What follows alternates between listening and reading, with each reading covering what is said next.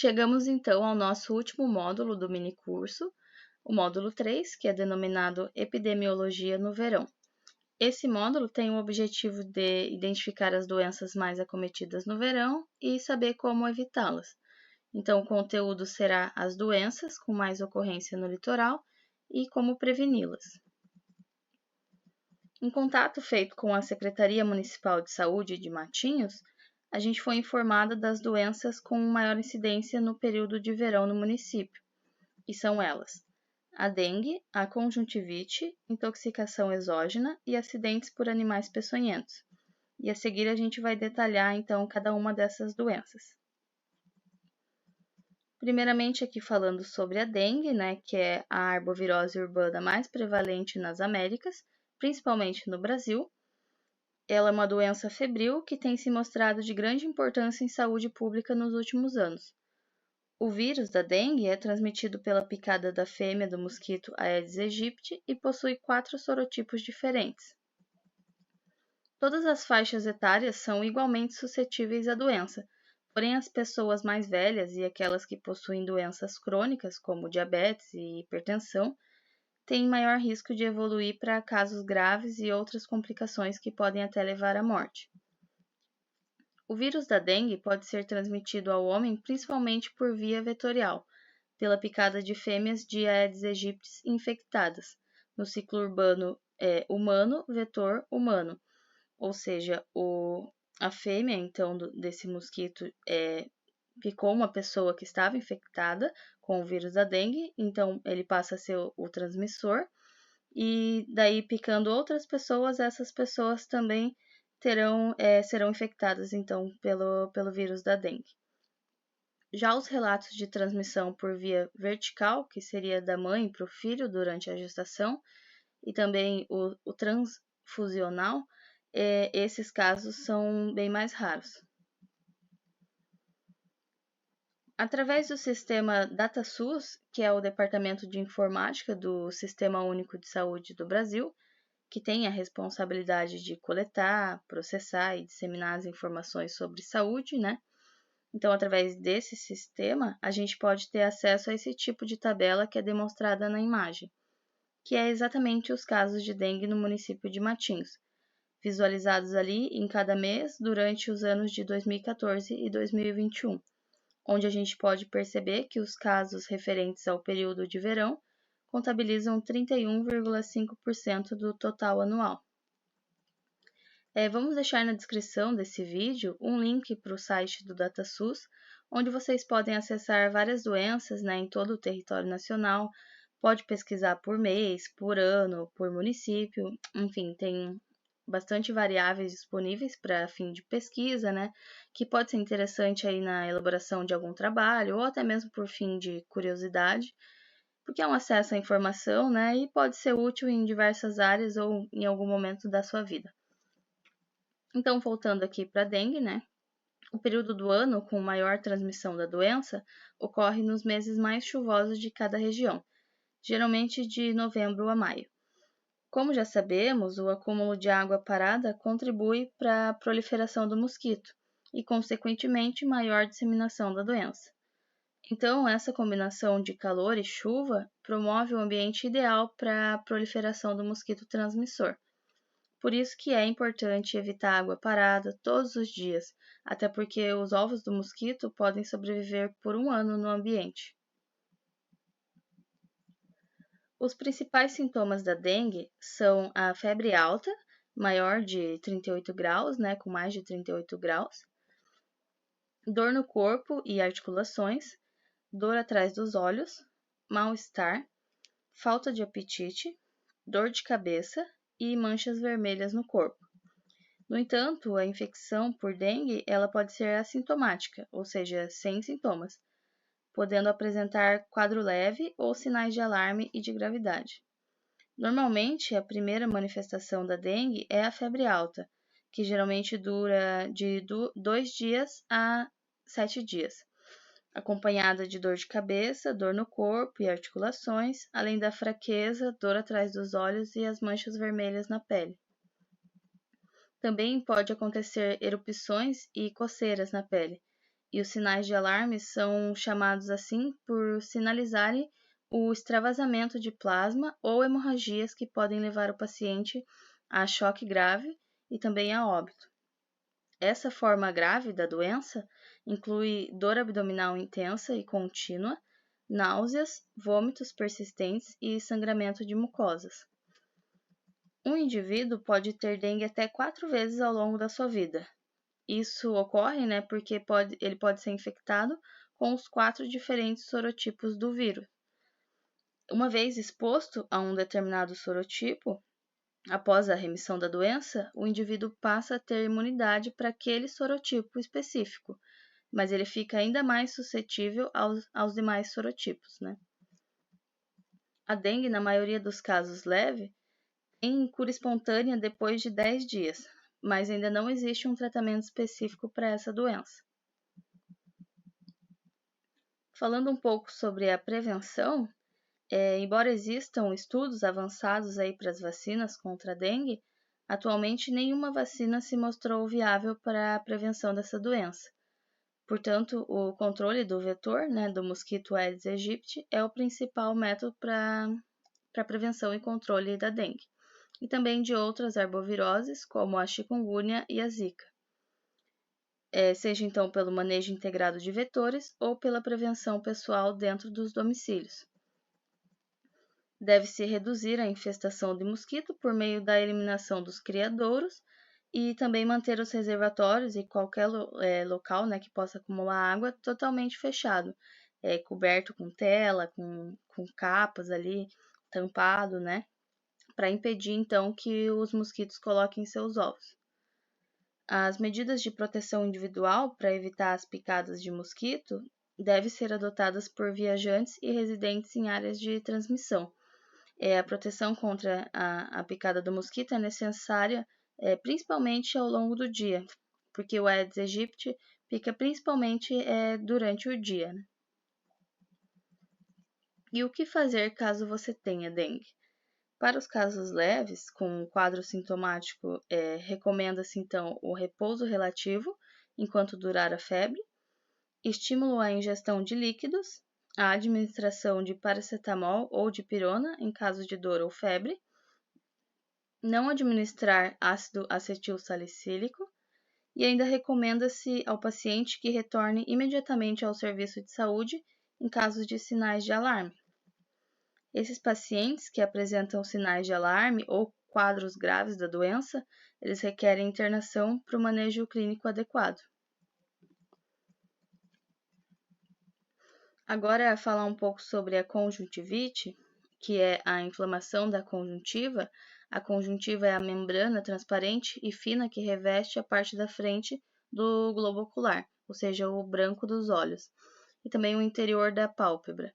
Em geral, a conjuntivite ataca os 2 olhos, podendo durar de 1 semana a 15 dias, e não costuma deixar sequelas. A conjuntivite alérgica é considerada a forma mais simples da doença, mas também exige a procura por um oftalmologista para prevenir que esses sintomas se agravem. Diversos agentes podem causar essa forma de patologia, como a poluição, a fumaça, cloro de piscina, produtos de limpeza, maquiagem, entre outros. A manifestação da conjuntivite alérgica ela pode ser crônica ou aguda. Quanto mais tendência alérgica a pessoa tem, mais chance ela possui de desenvolver esse problema. Já as conjuntivites virais, evidentemente, são aquelas que são causadas por um vírus, O grupo viral, então, que se instala no olho e gera essa doença é chamado de adenovírus. Inclusive, esse agente causador também é responsável por algumas doenças respiratórias, como o resfriado. Acredita-se que a transmissão viral não ocorra pelo ar, mas sim pelo espirro, tosse ou pela própria secreção ocular, que é igual no caso da conjuntivite bacteriana, que também é transmitida pela secreção ocular. A conjuntivite bacteriana, ela é de longe a mais recorrente entre as pessoas. Geralmente ela é transmitida pelo toque, quando o indivíduo encosta a mão numa área contaminada e depois leva a mão aos olhos. O agente causador mais comum é a bactéria Staphylococcus aureus, mas muitas outras também podem gerar a conjuntivite bacteriana. E essa tabela, ela foi retirada de um artigo que mostra o número de casos de conjuntivite na cidade de Matinhos durante as estações do ano, num período entre 2012 e 2017, onde a gente pode constatar que mais de 27% dos casos ocorrem no verão. Vocês podem notar que o verão não é o período em que mais ocorre essa doença, o que não quer dizer que não é uma doença mais acometida nesse período, né? No verão, no caso. Isso porque nos foi disponibilizado as doenças com maior incidência na época de verão. Não que ela ocorra mais no verão, mas nessa época a conjuntivite está entre os casos de maior ocorrência no município de Matins, que a gente pode concluir então que a conjuntivite é uma doença bem comum. Os sintomas mais comuns são olhos vermelhos e lacrimejantes, pálpebras inchadas, sensação de areia ou de cisco nos olhos, a secreção purulenta, no caso da conjuntivite bacteriana, e a secreção esbranquiçada, no caso da conjuntivite viral, coceira, fotofobia, que é a dor ao olhar para a luz, uma visão borrada e as pálpebras grudadas quando a pessoa acorda. Para prevenir a conjuntivite, então deve-se evitar aglomerações ou frequentar a piscina de academia ou clube, né? Lavar com frequência o rosto e as mãos, uma vez que esses são os veículos importantes aí para a transmissão dos micro-organismos patogênicos. Não coçar os olhos. Usar toalhas de papel para enxugar o rosto e as mãos, ou lavar todos os dias as toalhas de tecido. Trocar as fronhas do travesseiro diariamente, enquanto perdurar a crise, né? Não compartilhar o uso de esponja, rímel, delineadores ou qualquer outro produto de beleza. E principalmente não se automedicar. O tratamento da conjuntivite é determinado pelo agente causador da doença. Para a conjuntivite viral, não existe medicamentos específicos. Já o tratamento da conjuntivite bacteriana inclui a indicação de colírios antibióticos, que devem ser prescritos, obviamente, por um médico, porque alguns colírios são altamente contraindicados, porque eles podem provocar sérias complicações e ainda agravar o caso, né? Além disso, cuidados especiais com a higiene ajudam a controlar o contágio e a evolução da doença. Mas qualquer que seja o caso, é fundamental lavar os olhos e fazer compressas com água gelada, que deve ser filtrada e fervida, ou com soro fisiológico comprado em farmácias ou distribuído nos postos de saúde, como é feito aqui no município de Matins. É importante ressaltar aqui que somente profissionais devidamente habilitados podem diagnosticar doenças, indicar os tratamentos e os remédios. As informações disponíveis aqui, elas possuem apenas caráter educativo. A intoxicação exógena é o conjunto de sintomas decorrentes da exposição a substâncias químicas tóxicas. Os agentes tóxicos podem ser todas substâncias que, em contato com o organismo vivo, produzem alterações físico-químicas celular, como, por exemplo, agrotóxicos, medicamentos, produtos de uso domésticos, cosméticos e higiene pessoal, produtos químicos de uso industrial, drogas, plantas, alimentos e bebidas. Segundo dados de notificação de casos do DataSUS, é possível ver que o município de Matinhos teve um total de 2.022 casos registrados no período de 2007 a 2022. É possível ver que 41,2% dos casos são no verão. Vale frisar que a intensidade da ação do agente tóxico será proporcional à concentração e também ao tempo de exposição a ele. Existem diversos tipos de substâncias tóxicas que podem provocar intoxicação. Diante disso, existe uma grande variedade de sinais e sintomas que podem identificar a intoxicação. Dentre eles, os principais sintomas são alteração nos batimentos cardíacos, alteração na pressão arterial, alteração no diâmetro das pupilas, alteração na visão, vermelhidão ou ferimentos na pele, suor intenso, falta de ar, vômito, diarreia, dor abdominal, sonolência e até alucinações ou delírio. Segundo a Organização Mundial de Saúde, a OMS, estima-se que entre 1,5% a 3% da população intoxicam-se todos os anos. Para o Brasil, isto representa aproximadamente 4.000 novos casos a cada ano. Destes, 0,1% a 0,4% das intoxicações resultam em óbito. A prevenção contra a intoxicação exógena é o cuidado ao manusear ou ingerir agentes tóxicos mais comuns, como medicamentos, produtos de limpeza, agrotóxicos, raticidas. Além dessas, também deve-se atentar quando comer fora de casa, tomando cuidado com a procedência dos alimentos ingeridos. Na presença de sinais ou sintomas que você está passando pela intoxicação exógena, é importante ir ao pronto-socorro para que o tratamento seja feito. Então, a identificação da causa da intoxicação, a descontaminação e o antídoto, quando houver. Acidente por animais peçonhentos. Os animais peçonhentos, eles são aqueles capazes de produzir peçonha, ou chamado veneno, e têm condições naturais para injetá-la em suas presas ou predadores.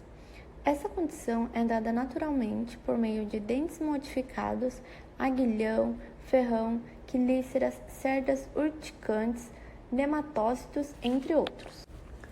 Os animais peçonhentos que mais causam acidentes no Brasil são as serpentes, escorpiões, aranhas, lepidópteros, que são as mariposas e as suas larvas, himenópteros, que são abelhas, formigas e vespas, coleópteros, que são os besouros, os quilópodes, que são as lacraias, peixes e os quinidários, que são águas-vivas e caravelas. Vale frisar que os animais peçonhentos gostam de lugares quentes e úmidos. Eles podem ser encontrados em matas fechadas, trilhas, também próximos à residência com acúmulo de lixo. Então, a melhor coisa para se fazer para evitar esse tipo de acidente é manter a higiene no local.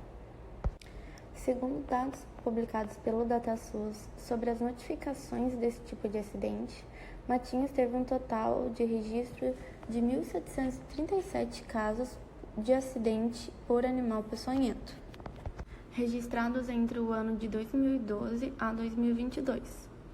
Destes, 62,4% foram registrados no verão. Vale frisar que no caso de se deparar com uma situação assim, não cometer nenhuma atitude que possa agravar a situação, como, por exemplo, fazer um torniquete ou um garrete, furar, cortar, espremer, fazer alguma sucção no local da picada, não colocar folhas, pó de café, pomada, fumo, urina, nem aplicar nenhum tipo de bebida alcoólica no local. O importante é manter a calma e ir até o posto de saúde mais próximo. A prevenção pode ser feita através das seguintes ações: usar calçados e luvas nas atividades rurais de jardinagem, examinar calçados, roupas pessoais, roupas de cama e banho antes de usá-las, afastar as camas das paredes e evitar pendurar roupas fora do armário, não acumular entulhos e materiais de construção, limpar regularmente móveis, cortinas, quadros, cantos de parede, vedar frestas e buracos em paredes, assoalhos, forros e rodapés, manter limpos os locais próximos à casa, jardim, quintais, paióis e celeiros, evitar plantas tipo trepadeiras e bananeiras junto às casas e manter a grama sempre cortada, limpar terrenos baldios, pelo menos na faixa de 1 a 2 metros junto ao muro ou cerca. Como já citado anteriormente, no caso de se deparar com essa ocorrência, procure o atendimento médico imediatamente. especificamente em casos de acidentes com água-vivas e caravelas. Primeiramente, para alívio da dor inicial, use compressas geladas de água do mar. A remoção dos tentáculos aderidos à pele deve ser realizada de forma cuidadosa, preferencialmente com o uso de pinça ou lâmina. Procure assistência médica para avaliação clínica do veneno e, se necessário, realização do tratamento complementar.